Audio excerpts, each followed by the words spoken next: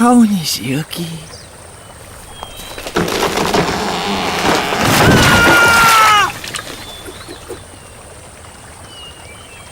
Oh! Hullud loomad, need koprad. Miks nad närivad neid puid? Kas neil tõesti paremat teha ei ole või? Koprad langetavad puid selleks, et ehitada endale mõnus kodu. Selleks peavad nad kõigepealt langetatud puudest jõele tammi ehitama.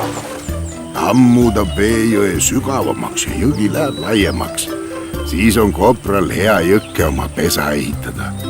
Nii on see hästi vaenlaste eest kaitstud.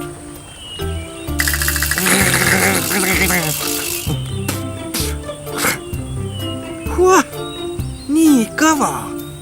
Minu hammas küll selle peale ei hakka. Kobraste hambad on väga tugevad.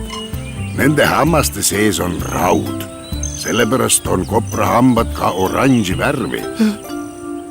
Raudhambad? Ära muretse, kobras on täielik taimetoitlane. Tema menüü sõltub sellest, mida parasjagu looduses saada on. Suvel näiteks sööb ta värskeid rohelisi taimi.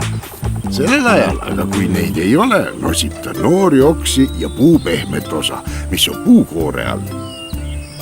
Nii et koprad närivad puid ka vahel selleks, et süüa saada. Täpselt nii. Kusjuures koprad on väga nutikad. Näiteks langetavad nad suuri puid ka selleks, et alles jäänud känd hakkaks uusi võsusid ajama.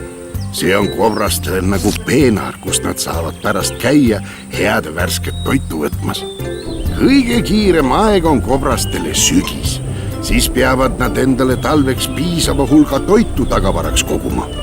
Koprad viivad puuoksad talveks vee alla ja panevad need sinna hoiule. Talvel, kui veekogud on jäätunud, on neid sealt siis hea keha kinnitamiseks võtta. Kas kopra hambad kõigest sellest puude närimisest ära ei kulu? ei. Kobras on näriline, nagu sinagi, Oskar. See tähendab, et tema esimesed hambad kasvavad kogu aeg. Tänu sellele saabki ta pidevalt puid närida. Need ei kulu kunagi ära. Kui kobras pidevalt puid ei näriks, siis kasvaksid need liiga pikaks. Selliste hammastega oleks kopra elu väga-väga raske. Äge!